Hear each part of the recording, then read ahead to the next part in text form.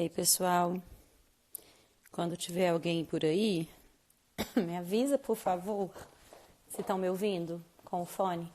Ou se é melhor eu tirar o fone. E me dá uma noção aí de... Só quero saber se tem alguém me ouvindo. Então, a primeira pessoa que entrar aí, me conta se está me ouvindo. Oi. Giovana, vê se você está me ouvindo com o fone.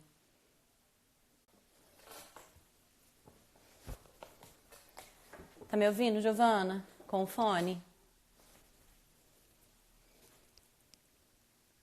Galerinha, me avisa se vocês estão me ouvindo, por favor.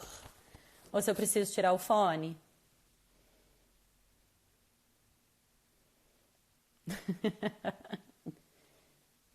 Alguém tá me ouvindo? Ai, que bom, obrigada, Clara. Posso ficar onde eu tô? Tá tranquilo? Só esperar dar 9 horas, tá, galera?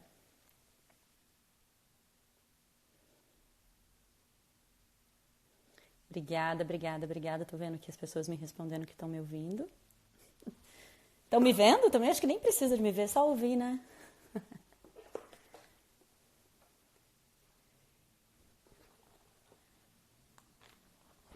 Vou mostrar Freudinho pra vocês. Ah lá, lindinho do Freud. No meu escritório. Paixãozinha da minha vida.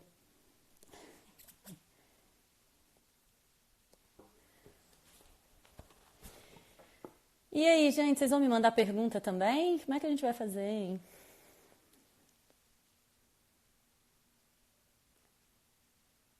Pode deixar, vai ficar salva, Clara. E vai ser postada também depois no Face e vai ser repostada aqui nos stories também. Isso se eu conseguir na tecnologia funcionar com isso tudo, né? Senão eu não sei o que vai acontecer não, tá? Vamos ver o que vai dar. Valeu, Verônica, que bom. Tem um reflexo ali atrás no vidro da minha biblioteca.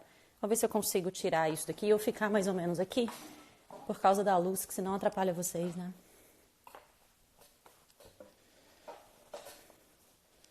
Ó, minha meta monitora, isso aí. Imagina, Dé, é o maior prazer, tá? Super.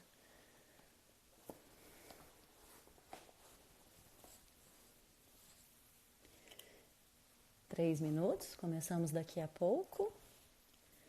Nessa enorme responsabilidade que a Jeps me deu, que agora eu tô entrando em pânico.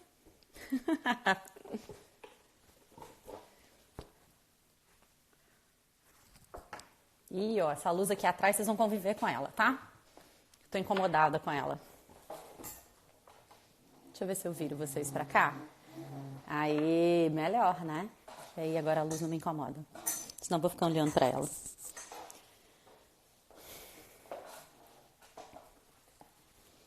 Olha, até meu filho. Ei, filho. Que coisa fofa. Ai, valeu, obrigada que a luz tá de boa, mas estava me incomodando. Oi, filho. Pode me fazer pergunta aí, eu não sei nem quanto tempo eu vou falar, porque quem é meu aluno já sabe que eu falo igual uma louca mesmo, né? Então, vocês são muito lindos, gente, só coisas boas. Também tô morrendo de saudade, Elisa. Gente, vocês não têm noção do que é trabalhar em casa, mandando material pra vocês no Canvas, é muito difícil isso. Ei, nega, você, que linda. Enviou uma solicitação. Pode, não tem problema não. Ai, então vamos, né? Daqui a pouquinho. Ah, Laura, você, Laura, jura?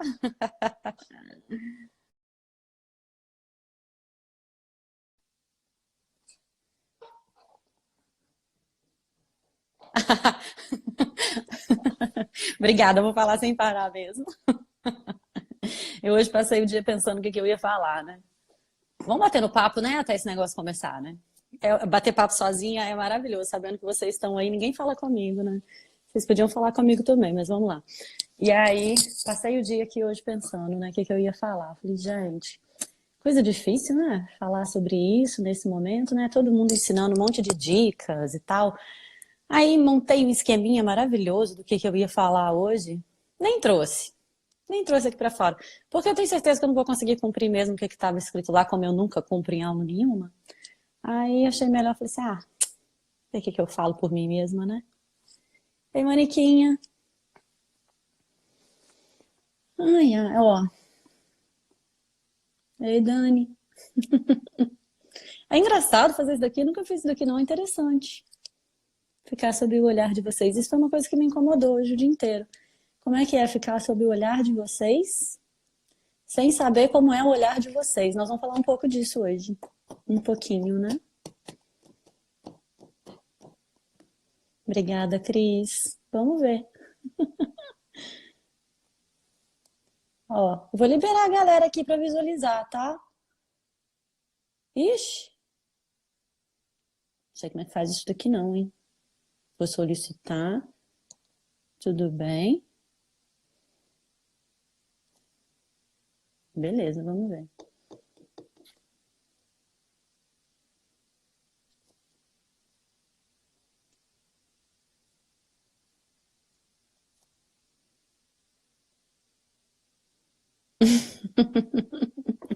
É, né? Gil. Até você, mano. Oi, pessoal. Oi, Bel. Ó, 9 em 1. Vambora? Galera, eu tô liberando para vocês virem ao vivo aí, sei lá o que que vocês querem fazer essa solicitação. E aí, assim, só que aí vem na minha tela e... Pronto, agora acho que eu consegui resolver. Se tiver mais aqui, mais um monte de gente. Não sei como é que faz isso. Tá, vamos lá. Porque me pediram 50 minutos, né? Vamos começar então oficialmente isso daqui. Deixa eu ver quais são os daqui. Visualizar, ok. Pode adicionar. Mas aí vocês ficam aqui na minha tela. Vambora, né, gente? Meus fios. Vamos começar a conversar então um pouco? Bem do jeito que eu faço sempre com vocês em aula. Bem do jeito que eu faço assim, na minha não formalidade, né? Que eu não tenho a menor capacidade para ser formal nesses eventos.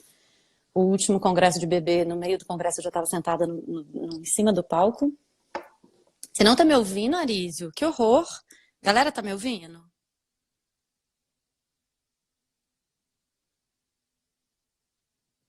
Estão? Estão me ouvindo?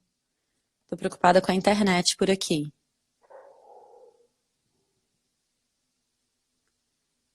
Ai, valeu, Elisa. Beleza. Então vamos continuar, né? Então, ó, seguinte. Vou do meu jeito mesmo, tá? Do jeito que eu consigo dar aula, do jeito que eu consigo falar as coisas. Já estava falando antes que eu tinha montado um esquema para a gente conversar agora de noite, mas eu não vou cumprir mesmo esse esquema. Então, vamos embora, né? Vamos oficialmente começar essa live, 9h03. Me pediram 50 minutos mais ou menos. Vamos ver quanto tempo a gente consegue suportar ficar aqui. E a ideia é a seguinte. Primeiro, super agradecer a Jepsi, não só pelo convite e pela parceria. A Jepsi é sempre parceira dos eventos de bebês, dos eventos de psicologia.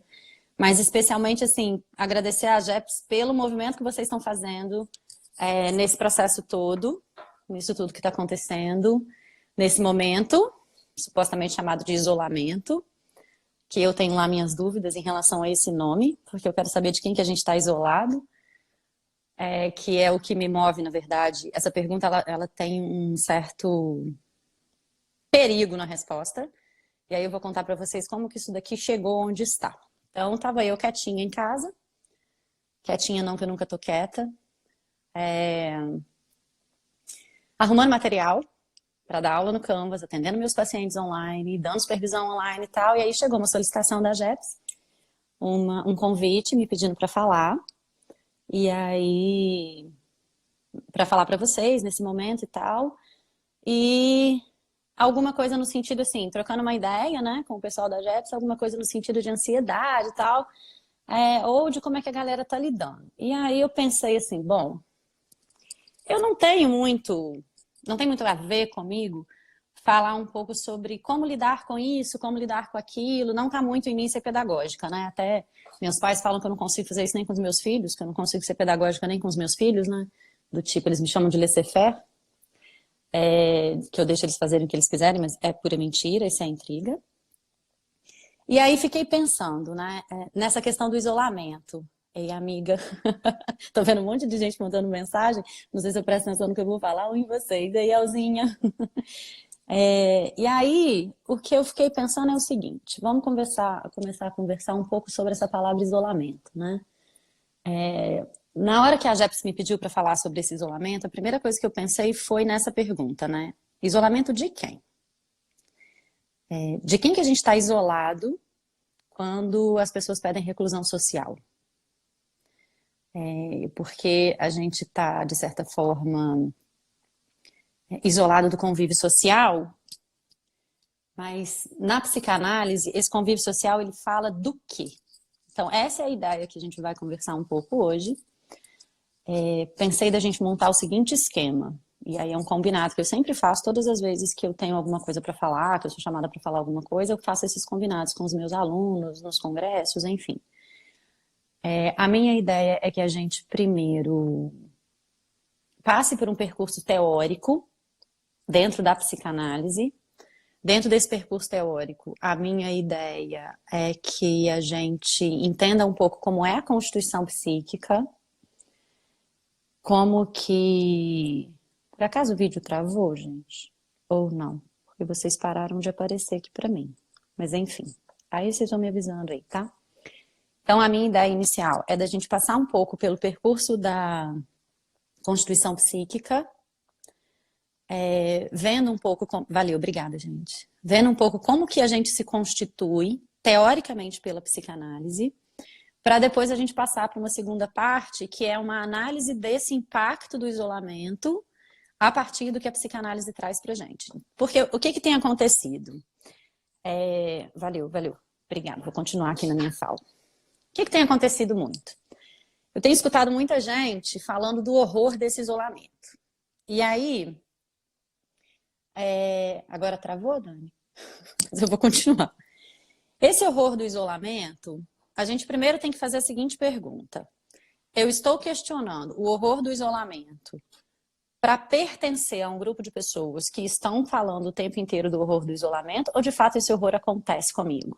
Eu estou mesmo impactada por esse horror do isolamento, ou eu estou só num senso de pertencimento sobre essa queixa? Então, a primeira coisa que a gente vai perguntar sobre esse isolamento é isso. E a segunda coisa que eu acho que a gente tem que pensar do isolamento é com quem a gente encontra. Então, vamos voltar. Quando eu soltei a arte da galera da Jepsi, falando sobre, né, esse tema que eu tinha feito de proposta, que é com quem a gente se encontra no isolamento, que na verdade é com a pessoa mais difícil que a gente convive, que é obviamente com o nosso psiquismo, ele veio muito dessa ideia do que eu escondo de mim, né? Então, e foi interessante que quando eu soltei essa arte, que era isso que eu estava falando, quando eu soltei a arte, uma pessoa me respondeu assim, nossa, mas eu tô adorando o isolamento. E outras pessoas começaram a falar assim, nossa, eu tenho horror do isolamento. Então, vamos tentar entender um pouco em que lugar a gente tá, pra gente dar uma acalmada, não só... Eile, não só no sentido de estar em casa com um pouco de tranquilidade, mas no sentido de a gente poder ouvir o que o silêncio social está nos permitindo ouvir agora. A gente tem uma vida que o tempo inteiro está demandando coisas. O social demanda da gente muitas coisas e a gente acaba respondendo essa demanda o tempo todo. E aí eu sempre falo com os meus alunos, né? Qual é o nosso medidor de verdade sobre a gente? Nosso medidor é a ansiedade. Quanto mais ansiedade a gente sente, maior o meu risco de estar cumprindo um campo social ao invés de cumprir o que eu quero. Então, a melhor coisa que a gente pode sentir na nossa vida, em termos de desenvolvimento psíquico, é a ansiedade. Apesar dela ser altamente incômoda para o campo do corpo. porque obviamente ela causa um impacto no corpo. Mas o que que a ansiedade está dizendo? Ela está te dizendo assim, olha, você tem dentro de você um monte de coisa que você quer fazer, você tem dentro de você um monte de coisa que precisa ser feito, você tem um desejo dentro de você, e que quem está se sobrepondo às tuas escolhas é o social. Então, de certa forma, esse social, a gente tirando esse social da nossa vida, a gente dá uma acalmada. Vamos lá, vamos para a primeira parte do que eu tinha planejado, que é a questão do desenvolvimento psíquico, tá? Bom, obviamente que eu vou para o lado que eu gosto, que é o lado dos bebês, porque a gente vai começar a pensar no desenvolvimento psíquico. Então, a gente tem alguns teóricos para a gente falar do desenvolvimento psíquico, para chegar onde eu quero, para fazer uma análise sobre o isolamento social, tá bom? Então, vamos lá. Quando esse bebezinho nasce, o Winnicott, que é um pediatra, um psicanalista inglês, obviamente já morreu, claro, né? A psicanálise dizem que é a língua morta, duvido um pouco. O Winnicott fala primeiro que não existe um bebê. Então, isso é a premissa inicial de toda a constituição psíquica. Não existe um bebê. O que que existe, então? Só existe um bebê se ele estiver numa relação, tá? Então, um bebezinho, ele é um corpo. Se ele não for adotado por uma relação, ele não passa de um corpo. Então, ele é um fenômeno. Um corpo de um bebê é um fenômeno. O meu pai fica muito incomodado comigo quando eu dou aula de psicanálise, e ele já foi meu aluno, quando eu falo o que o Lacan diz, né? Que um bebê é uma libra de carne, ele é um pedaço de carne. Como que aquela coisa linda e maravilhosa, né? Aquela coisinha mais tchuca do mundo pode ser uma libra de carne. Mas em termos de psiquismo, é. Se ninguém fizer nada por aquele psiquismo, ele é só um pedaço de carne. Então vamos começar lá no Winnicott. Primeira coisa que o Winnicott fala é isso. Um bebê, ele é só um corpo até que ele esteja numa relação. Ele e outros vários, né? Vygotsky, Vallon, galera do segundo período aí, tinha texto para ler semana passada sobre isso. Vallon, Vygotsky vão falar, né? As teorias sociohistóricas vão falar sobre essa questão contextual da relação. Mas o que o Winnicott está dizendo? Se esse bebê não estiver sob o olhar de alguém ou sob o cuidado de alguém, esse bebê nada é, porque ele não dá conta da vida dele. E ele traz essa premissa de uma premissa freudiana, de um texto de 1926, mas o Freud já falava disso muito antes, mas 1926, no texto Inibição, Sintoma e Angústia, o Freud falava da prematuridade do humano. A prematuridade orgânica do humano, mesmo que ele tenha nascido a termo, mesmo que ele nasça com 38 semanas gestacionais, o humano é completamente incapaz de resolver-se se não for por outra pessoa. Então ele precisa obrigatoriamente de um adulto cuidador, esse é o termo que o Freud usa, que esse adulto cuidador venha, traduza o organismo desse bebê, a partir da tradução do organismo desse bebê, gratifique o organismo desse bebê, para que esse bebê comece a entender essas relações de demanda e gratificação, a partir de estabelecer essa relação entre o corpo que incomoda, o adulto que vem, que gratifica ou frustra, esse bebê possa, de certa forma, se desenvolver psiquicamente, sabendo que existe ali um outro olhar em cima dele, bebê, que num primeiro momento ele não entende, que fale por ele e que resolva os problemas para ele. Então,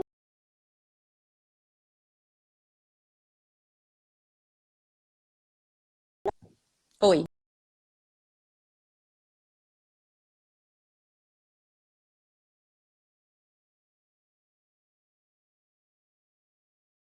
Voltei. E a premissa inicial de todo o psiquismo é que ele precisa de uma relação, certo? Então, a gente tem o Winnicott falando desse bebê que só existe em relação. A gente tem o Lacan falando que esse corpo inicial do bebê é um corpo que só existe em termos psíquicos se ele for impactado por dois níveis pulsionais, que é o olhar e a voz, que ele vai chamar de pulsão escópica e pulsão invocante. Gente, eu vi que travou o vídeo há um tempinho atrás, eu parei e esperei reconectar, então vocês não perderam nada de fala minha não, tá? O Freud vai falar dessa prematuridade do humano, e essa prematuridade justificaria que esse bebê estivesse numa relação para que ele conseguisse dar conta de sobreviver. A Melanie Klein vai falar que esse bebê, Ele precisa do espaço psíquico do outro. Ela vai falar sobre o jogo de posições na relação do bebê na constituição materna. Então, deixa eu dar uma explicação geral do que são esses teóricos da psicodinâmica, que são os teóricos da psicanálise também. A psicanálise, ela traz a seguinte ideia. O bebê, ele só sabe, ou a constituição psíquica, ou o humaninho, sei lá, seja como vocês quiserem falar, a gente só sabe quem é a gente mesmo, nós só sabemos quem nós somos a partir do que o outro me deu. Então, a nossa constituição psíquica, ela é toda especular, completamente especular. Não é à toa que o Freud vai falar de um período do narcisismo. O narcisismo vem daquele mito mesmo do Narciso. E o bebê, ele vai se reconhecer primeiro no olhar materno. Eu vou falar materno, mas vocês vão entender função materna, tá? Função no sentido de que tem sempre alguém que é cuidador desse bebê. Não obrigatoriamente a mãe biológica, mas existe uma função materna. Então, esse bebê, ele nasce um orgânico puro. Esse orgânico puro, ele tem demandas, tanto externas quanto internas. Ele incomoda, porque ele sente fome, ele sente frio, ele sente outras coisas. Ele não dá conta de si, então ele precisa que outra pessoa vá dizendo para ele o que está acontecendo, como que ele é gratificado, né? Existem alguns conceitos muito significativos em psicanálise para a gente falar disso.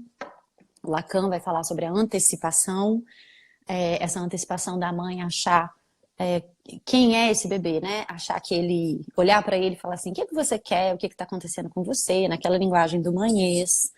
Então, isso tudo vem fazendo com que a gente comece a se reconhecer. Então, como que eu começo a perceber que o meu corpo é o meu corpo?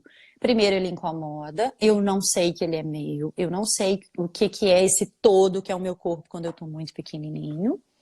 E aí, à medida que um outro cuidador, que pode ser o grande outro para Lacan, o outro cuidador para Freud, o agente maternante para Winnicott, enfim, a gente tem vários nomes, vários termos e conceitos. À medida que esse outro vai entrando na minha vida, me dando olhares, me dando toque, me dando voz, que são as constituições lacanianas mais importantes, me dando continente, que é o que o Freud fala, me jogando no campo da dependência absoluta, para depois interdependência, e dependência relativa, que é que o Winnicott fala, enfim. À medida que esse outro cuidador vai me traduzindo e vai me gratificando, e vai dizendo, isso daqui é minha mão, isso daqui é meu pezinho, isso daqui é meu corpinho, olha o tanto que você é importante para mim, olha o tanto que eu te reconheço, esse bebê, ele primeiro começa a existir dentro do que o outro pode dar a ele. Então, a primeira relação que a gente estabelece não é uma relação de verdade absoluta com a gente.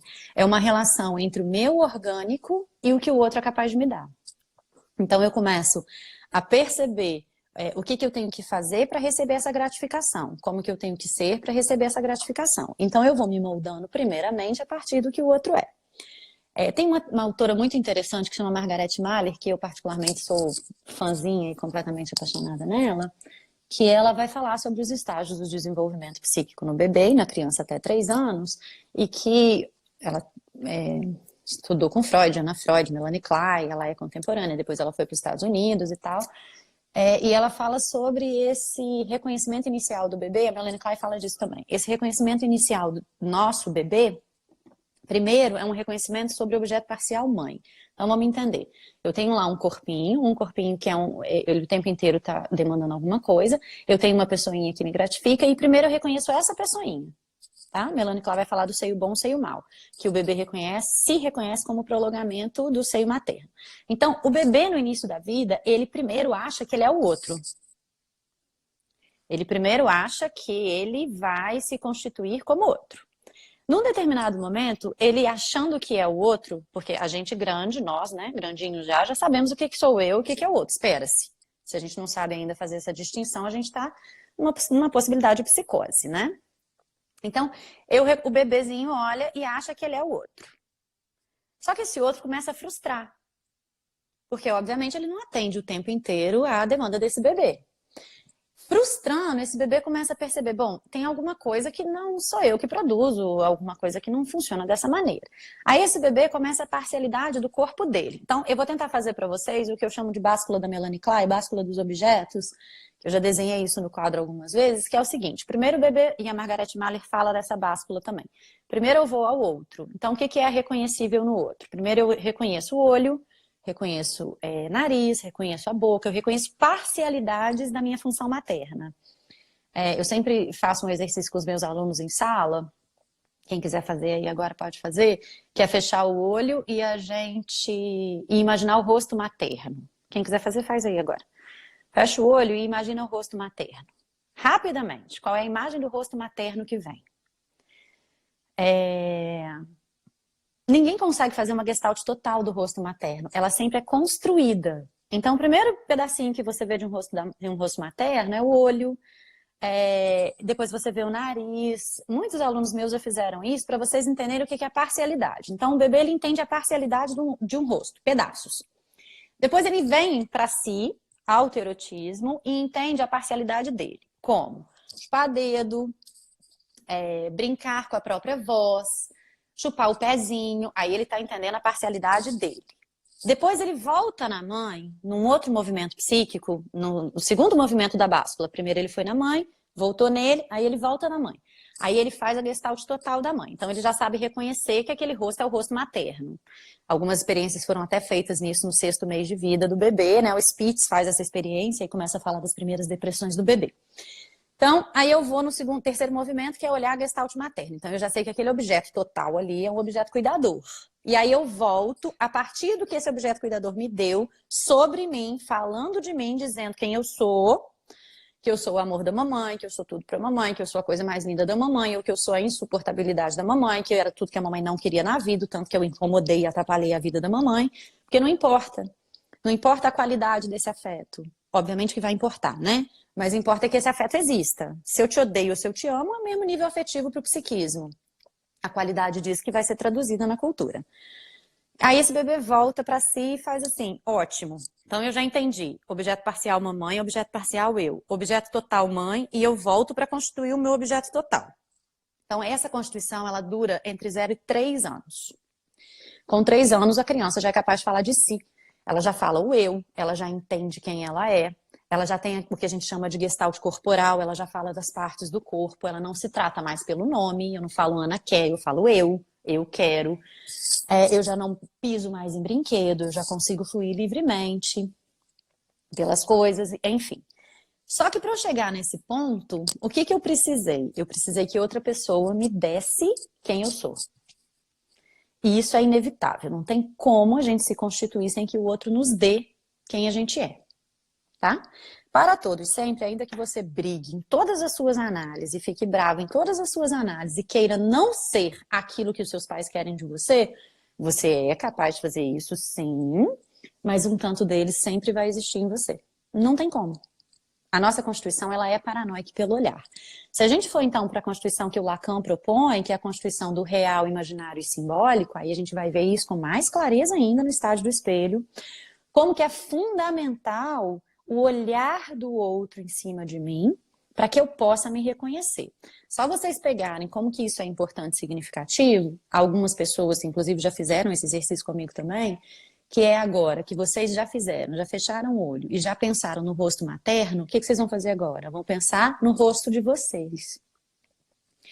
Quando você para pensar no rosto de vocês, eu quero saber o que vocês veem. Então, fecha o olho e imagine o rosto de vocês. Não tem como. A gente não consegue se ver. A gente não sabe quem é a gente. A gente só consegue se ver por espelho, por foto ou pelo que o outro diz da gente. Então a gente é sempre um pedaço do reflexo do outro. Tô rindo do que vocês estão escrevendo aí. Boa, que eu adorei. A gente é sempre um reflexo do que o outro fala pra gente. Tá? Então, parte da nossa constituição ainda que eu tenha hoje adultinho, perfeito, maravilhoso, assim, sou constituído, sou pleno, não preciso de ninguém, não. Nós precisamos muito do outro, porque parte da nossa constituição vem de onde? Vem do olhar do outro. É altamente incômodo fazer uma live em que eu estou me vendo, mas não vejo vocês. Isso é muito incômodo, vocês não têm noção. Em sala de aula, eu estou o tempo inteiro falando e o tempo inteiro eu estou vendo os olhares de vocês e as expressões de vocês.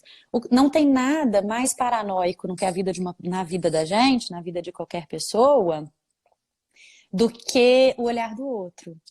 O olhar é muito paranoico, ele te diz muito, mas ele não te diz do que o outro está fazendo com você. O olhar te diz da imagem que você tem de você, o olhar do outro.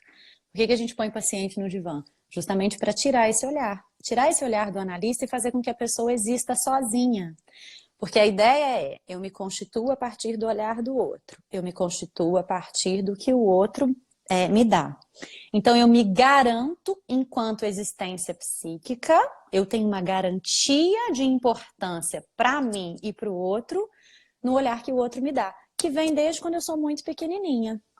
Deu para entender onde a gente vai chegar? Eu adorei que eu tô vendo vocês fazendo comentários aqui.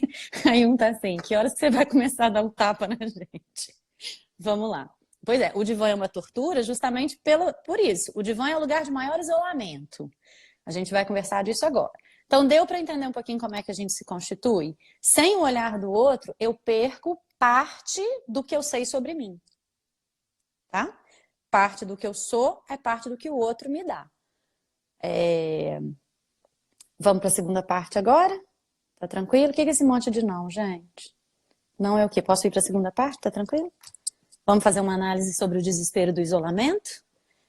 O que a gente perde no isolamento? Escrevam aí para mim o que a gente perde no isolamento. A gente perde o olhar do outro. Tá? O que eu não tenho no isolamento? Eu não tenho o meu lugar de referência para o outro. Eu não tenho o meu lugar de reconhecimento no amor do outro. Eu perco a garantia que o olhar do outro tem todos os dias ao me encontrar sobre quem eu sou. Exatamente. Então, eu perco exatamente aquilo que me constitui. Um pedaço daquilo que me constitui. A ideia é sempre a gente pensar nisso. Eu tô adorando vocês escreverem olhar do outro, olhar do outro, olhar do outro. É exatamente isso.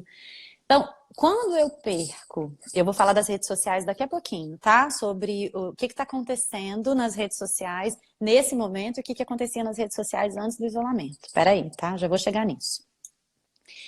Se eu sou obrigada a ficar em casa, a primeira coisa que acontece vou falar uma coisa muito interessante que aconteceu hoje. E vem acontecendo isso sucessivamente. Eu acabei de me arrumar para vir fazer a live com vocês, a Clara virou para mim e falou assim, nossa mãe, para que você se arrumou tanto para ficar em casa? E isso é o mais interessante. Mas quando a gente é obrigado a sair do convívio social, eu perco a garantia de existência no olhar do outro. Certo? Isso é quase um raciocínio lógico. Mas tem um equívoco nesse raciocínio. Porque eu não perco garantia nenhuma. Sabe por quê? Nunca existiu essa garantia. A maneira como eu me constituí a partir do olhar do outro é a maneira como eu me constituí.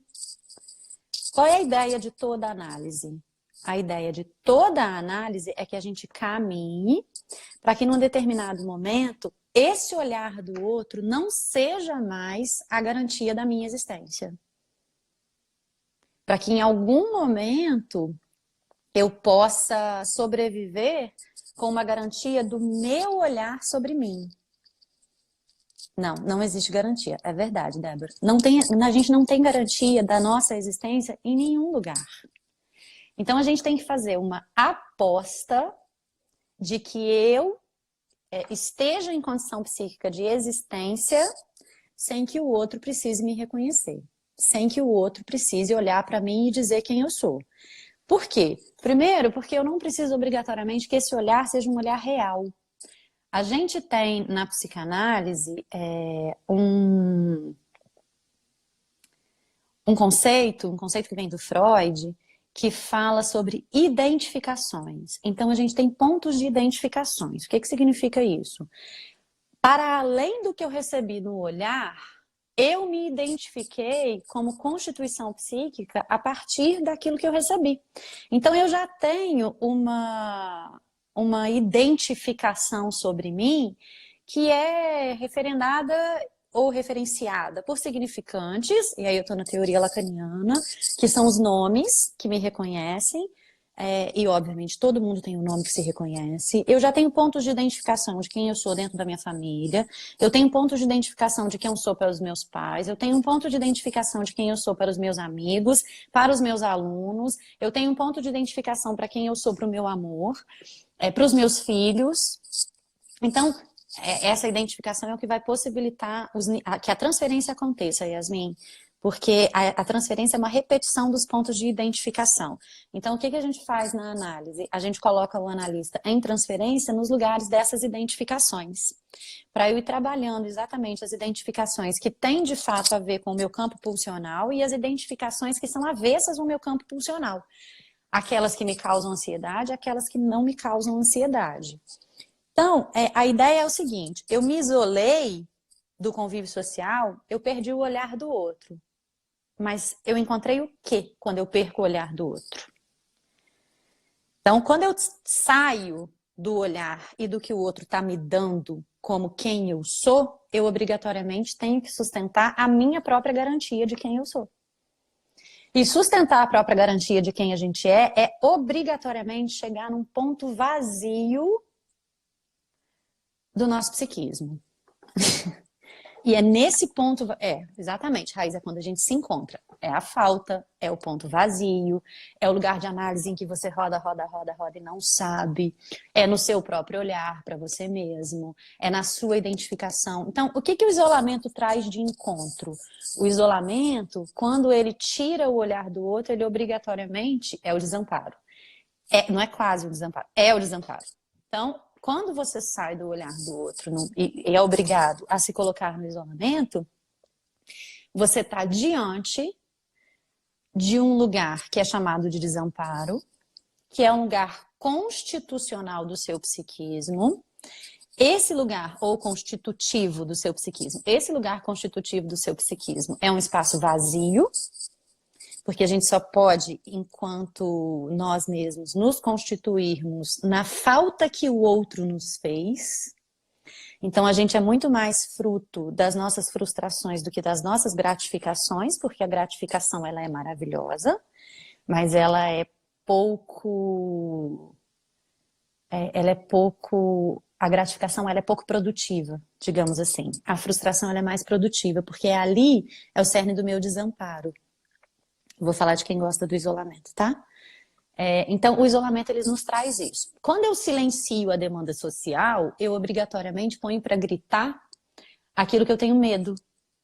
O medo de todo humano é ficar sozinho. Ah, não, eu adoro ficar sozinho. Vamos ter um pouco de cuidado com isso? Vamos.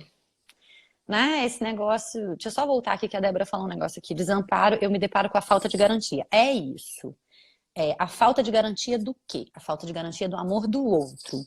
Quem é que me sustenta, então, no campo da existência, quando o amor do outro não é mais a minha garantia? Eu. Eu preciso me sustentar. Então, por isso que eu falo com todo mundo, né? Vai viver do seu desejo. Desejo não é viver da sua vontade egoísta, não, tá?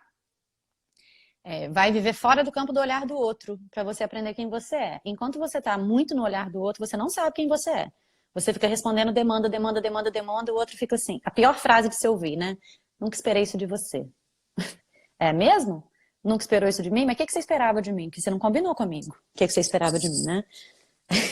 Tô lembrando aqui de uma conversa aqui interessante sobre as expectativas quem cria você sobre mim, né? O que eu posso fazer? O problema é que, muitas vezes, para a manutenção do meu lugar de amor em você, porque aí eu tenho a certeza da minha existência, eu cumpro essa demanda. E eu cumpro essa expectativa o tempo inteiro. Aí eu fico o tempo inteiro assim, o que você quer de mim? Faço. O que você quer de mim? Também faço. O que você quer de mim? Eu também... Aí, o que eu quero de mim? Aí daqui a pouco eu tô completamente sufocada por essa relação, porque essa relação me demanda tanto que eu não consigo mais dar conta. Tá? Bom, peraí que eu tenho que reorganizar, que tem um monte de coisa aparecendo aqui, eu tenho que me reorganizar. Já entendemos, então, onde a gente chega com o isolamento, tá? Isolamento, eu cheguei, eu não tenho mais a garantia do amor, eu preciso ser a garantia de mim mesma. Ser a garantia de você mesmo significa viver sob o teu comando. Viver sob o teu comando é você suportar que em determinados momentos você está muito triste e o que que tem? Tá tudo bem. Em outros você tá bem e o que que tem? Tá tudo bem. É você olhar para você sem maquiagem ou você olhar o seu cabelo crescendo e você ver um ponto muito significativo que o Freud já falava desde o mal-estar na civilização, que é o humano é falível. Corpo é falível. Então, quando a gente está vivendo esse processo de isolamento, ele nos denuncia dois pontos muito importantes. O primeiro, eu preciso conviver comigo. Conviver comigo significa que eu não tenho garantia de absolutamente nada do que vem do outro. A única garantia que eu posso ter sou eu. E o segundo ponto que o Freud fala, exatamente, é o estranho. Esse texto do estranho é muito interessante para vocês lerem, tá? Chamou o Estranho Familiar, Tiago Sarmento, lembrei de você agora. Heinrich. Então, o primeiro ponto, né? Da gente conviver com a gente mesmo e da gente suportar essa questão. E o segundo ponto, que é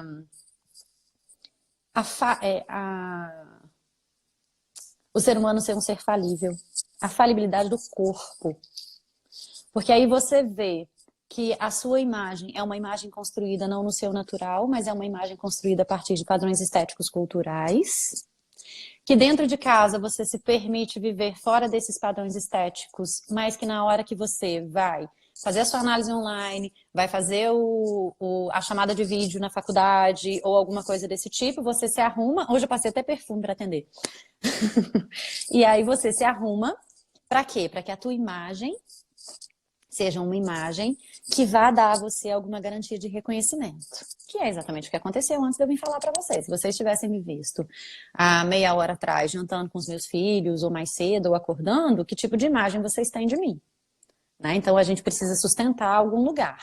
Então eu tenho esses dois pontos que são pontos muito complicados dentro da psicanálise, dentro desse isolamento. Então agora a gente vai para outra parte, que é o seguinte. Primeiro, redes sociais. Deixa eu falar primeiro antes de uma coisa. Eu adoro viver comigo. Eu, particularmente, adoro viver comigo. Todo mundo sabe que eu gosto de viver comigo. Mas isso, depois de me bater tanto, mas tanto, depois de passar por tanta coisa, eu cheguei à conclusão, ok, eu vou viver comigo. Óbvio que tem coisas em mim que eu odeio, que eu detesto. Tem reações que eu olho e falo assim, meu Deus, você podia sair dos 2 anos de idade, crescer um pouquinho. Mas vamos lá. Tem gente que gosta do isolamento. Tem gente que gosta. Por quê? Sei lá por quê, tá? Vamos fazer inferências. Tem gente que o olhar do outro é tão invasivo e o cuidado foi tão invasivo que a única forma de se proteger é viver sem o olhar do outro. Então que o isolamento está sendo maravilhoso. Porque o isolamento, ele é inclusive legitimado pela cultura. Porque esse isolamento agora, ele foi ordenado. E quando a gente tem um isolamento porque eu quero, do tipo, eu não suporto o olhar do outro em mim, eu quero viver comigo, eu quero viver sozinho, o que a gente mais escuta é assim, porque você é antissocial, porque você é chato, porque você é isso, você é aquilo. Então, as pessoas, elas têm uma certa dificuldade de aceitar que o outro precisa do próprio espaço. Eu costumo falar que as relações, elas precisam de uma distância ideal. Essa distância ideal, ela é treinada pela criança quando a criança tem entre 1 e 3 anos. Quando ela começa a andar, ela vai para longe da mãe, aí de repente ela não suporta mais ficar longe da mãe, aí ela volta para pertinho da mãe, vai lá naquele aconchego, esse aconchego chama reabastecimento emocional, é um conceito da Margaret Mahler, que ela traz da Benedek. E aí a criança anda mais um pouquinho, depois ela volta, fica agarradinha na mãe de novo, depois ela começa a só gritar, a mãe fala, mãe, aí a mãe é cuidado, tá? Aí a mãe fala, oi, a criança não queria nada, ela só queria saber que a mãe estava ali. Então esse treino inicial dessa criança, o que ela está fazendo? Ela está treinando a quantidade que ela suporta de ficar longe do objeto de amor, ficar perto do objeto de amor, ficar longe do objeto de amor, ficar perto do objeto de amor. Esse treino inicial no psiquismo é o treino que a gente faz em todas as nossas relações afetivas. A gente precisa de uma distância ideal para que a gente sobreviva numa relação afetiva, seja ela qual for, de amizade, de namoro, de casamento, de irmãos, de pai e mãe, de professores, de faculdade, de tudo. A gente treina isso quando é pequeno e reproduz isso depois. Se eu tenho uma pessoa muito invasiva como cuidadora, que na hora que eu começo a dar o segundo passo, grita e fala assim, volta aqui! A minha tendência é que eu precise de uma distância um pouco diferente, ou uma qualidade diferente nesse processo, para que eu suporte que alguém exista do meu lado. Porque se eu tenho uma pessoa muito invasiva em qualquer escolha que eu faço, eu preciso distanciar o outro, assim, dá licença, chega para lá um pouquinho para eu poder existir aqui. Em compensação, se eu tenho uma pessoa que eu tenho 1 ano e meio, eu vou andando, olho para trás, e o meu cuidador nem tá me vendo onde que eu tô, eu vou ficar o tempo inteiro tentando chamar a atenção do outro. Ô, vive comigo, ô, me olha, pelo amor de Deus, me olha, fica aqui do meu lado. Então eu tenho outra qualidade de relacionamento, nessa distância ideal. Então a gente vai trazer agora esses 2 exemplos para o isolamento, só para vocês entenderem, obviamente, que é uma inferência completamente silvestre, né, como Freud falava, mas que aquela primeira criança, nesses 3 exemplos, né, aquela primeira criança que voltou, e a mãe estava disponível, deu um abraço, deu um beijo, aí aquela criança andou mais um pouquinho, voltou, recebeu o aconchego de novo do reabastecimento, ela está no isolamento hoje, de boa. Ela fala com os amigos pelo chamada de vídeo, ela está produzindo, ela está tranquila, em alguns momentos passa na cabeça assim, o que será que vai acontecer disso? O que será que vai acontecer? Mas vai acontecer, vai passar, por quê? Porque ela tem o ponto de abastecimento, que na hora que ela precisa desse abastecimento, ela tem para onde ir. Então ela tem o referencial desse abastecimento, certo? Então ela achou a distância ideal, que agora ela consegue suportar a borda dela, o continente que ela é feito, e suportar o contato do outro, mesmo que seja a distância. Aquela segunda criança que deu 2 passos e o outro, fica aqui, que não sei o quê, tá amando o isolamento. Mas é o ser humaninho que tá adorando o isolamento, que inclusive não quer que o isolamento acabe. Porque o isolamento tá legitimando culturalmente uma distância que a vida inteira essa pessoa tentou que fosse psíquica e que o outro não aceita. Porque a maior dificuldade da gente viver em relação é que o outro aceite a distância que eu preciso. Porque você tem dois psiquismos criados em distâncias ideais distintas para que possam conviver juntos, sendo que essas distâncias são diferentes. Então, um precisa ficar muito grudado, o outro precisa ficar menos grudado. Isso não encaixa. Então, até que esse processo dessa distância ideal no relacionamento entre em harmonia, gasta tempo. Muito tempo, muita briga, muita conversa. Então, vamos lá. Então, aquele menino, aquela criança, né, pequenininho, deu 2 passos, alguém gritou, tá amando o isolamento, porque tá legitimado pela cultura, ninguém pode encher o saco e falar assim, você é antissocial, você não quer sair com a gente, você não quer encontrar, você tá sempre mal-humorado, você não deixa ninguém chegar em você. Deixa ele quietinho, que ele tá adorando aquilo dali. Quando esse isolamento acabar, ele vai ter que pensar na distância ideal dele e no tanto que o outro é invasivo para ele ter gostado tanto do isolamento. Em compensação, aquela última criança que eu dei exemplo para vocês, que é a criança que anda, olha para trás, o cuidador nem tá vendo. Ela continua andando, ela se põe em risco, ela chama atenção, ela pula da janela, ela sobe no último degrau e o cuidador não tá nem olhando. Ela volta para abastecimento, o cuidador olha para ele, o cuidador é pai, mãe, enfim. O cuidador olha e fala assim, o que você quer?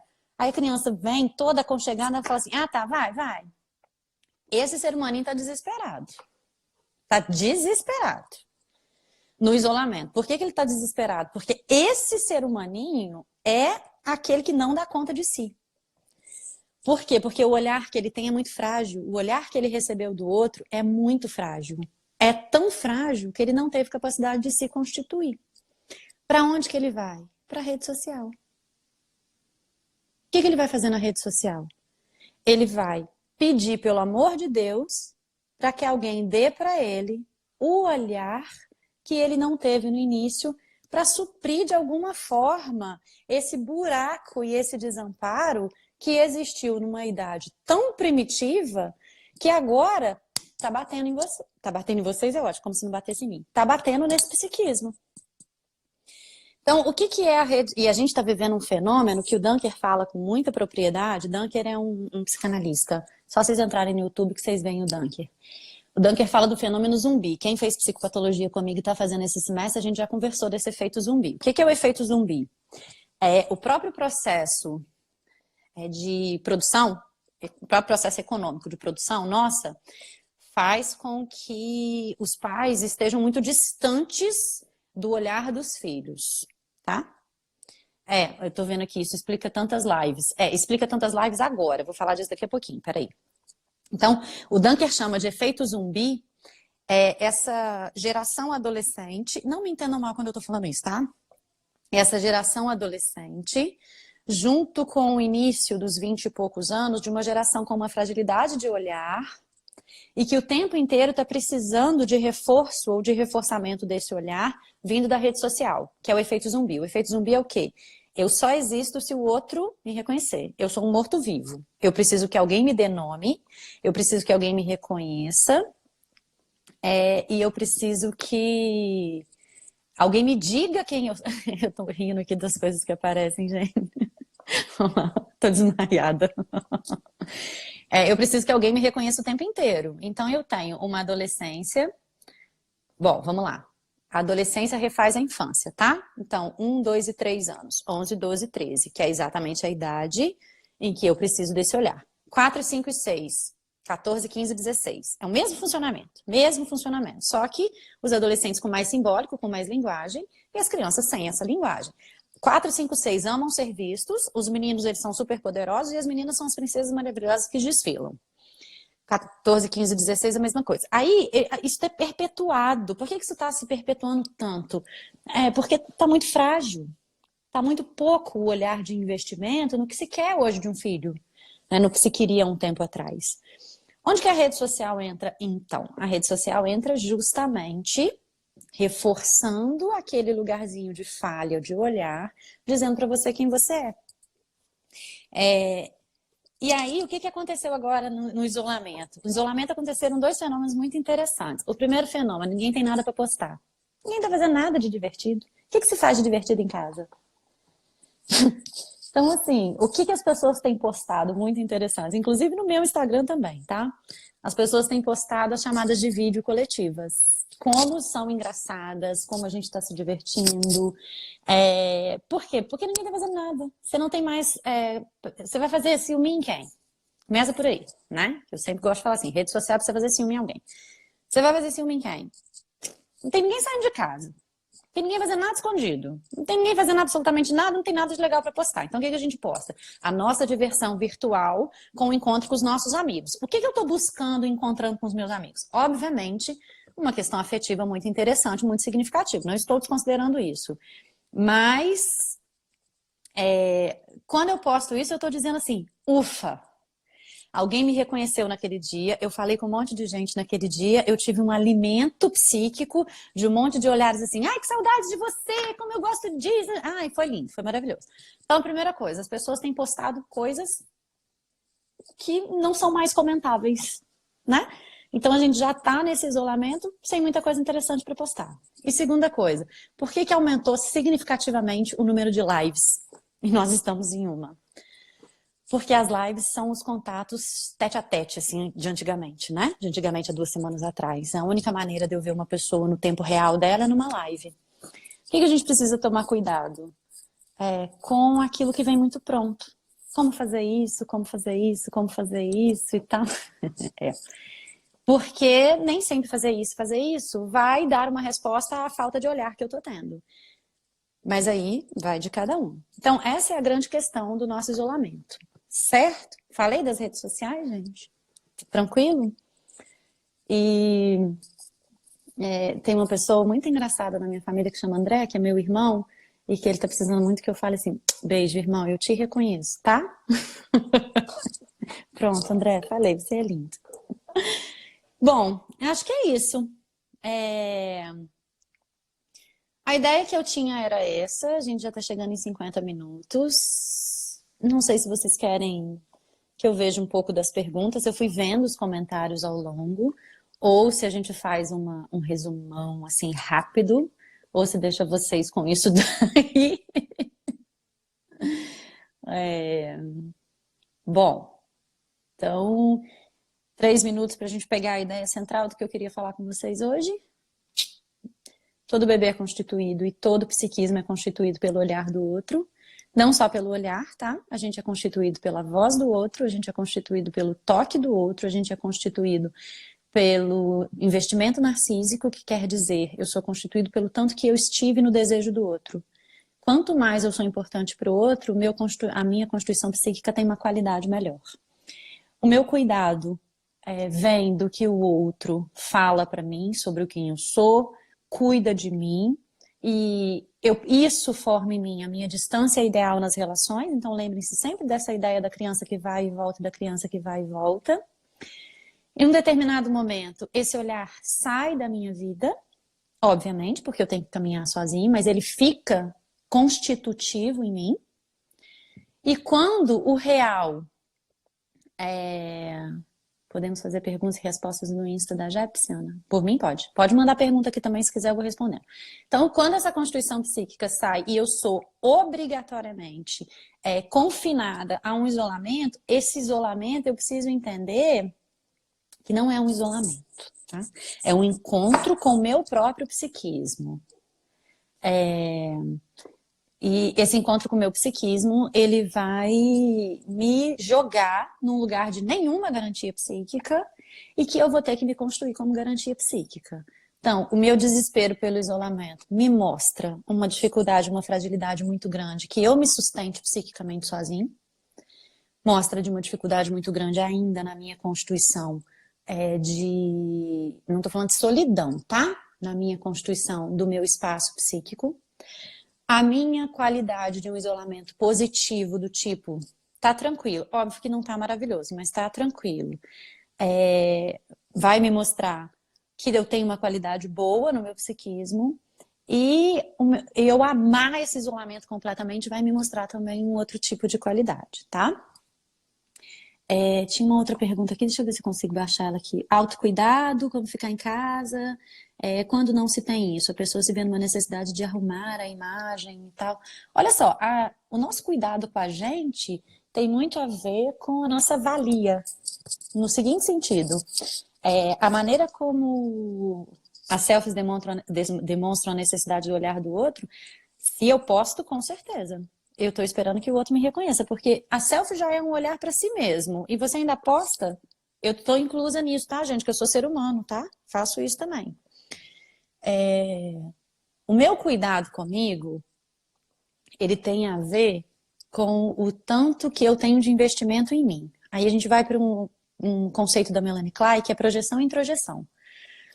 O bebê, quando ele é pequeno, ele introjeta conceitos psíquicos a partir da vivência que são prazerosos para ele. Então, ele se faz a partir da quantidade de prazer que ele teve. E ele projeta aquilo que não é bom para ele. Tem crianças que, ao introjetar, recebem só coisas ruins, então elas acabam projetando mais do que introjetando. Então é como se ela tivesse, assim, a quantidade de coisas boas que ela tem dela é isso daqui, a quantidade de coisas ruins que ela tem dela a partir do campo de frustração que ela recebeu no início da vida é desse tamanho aqui. Então, se eu tenho uma criança cuja introjeção de aspectos positivos e gratificações é desse tamanho e de aspectos projetivos de frustração é desse tamanho, ela vai se arrumar para quê? Se ela já não tem mais, mesmo, desde o início, a garantia do olhar do outro em cima dela. Em compensação, se eu tenho uma criança cuja introjeção é desse tamanho e ela introjetou coisas positivas do olhar do outro, do toque do outro, e as projeções foram desse tamanho porque ninguém vive só de introjeção, a gente vive de muita frustração também, eu tenho uma criança que muito mais se arruma, ou um adulto que muito mais se cuida, do que um adulto que não se cuida. Isso não tem a ver com a histeria dos corpos, não, tá? Isso tem a ver como você se cuida, com a imagem que você quer ver. Tem dia que a gente olha uma imagem da gente e fala assim, meu Deus, que coisa horrível. Tem dia que a gente olha a mesma imagem, porque a gente não deixa de ser uma pessoa de um dia para o outro, e você fala assim, tá bom hoje do jeito que tá. Tá? Então é mais ou menos por aí. Histéricas clássicas. Vocês querem perguntar, gente, alguma coisa ou a gente pode encerrar? Tá tranquilo? Olha só, deixa eu ver se tem pergunta aqui. Tem uma caixinha aqui. Eita, volta. Peraí.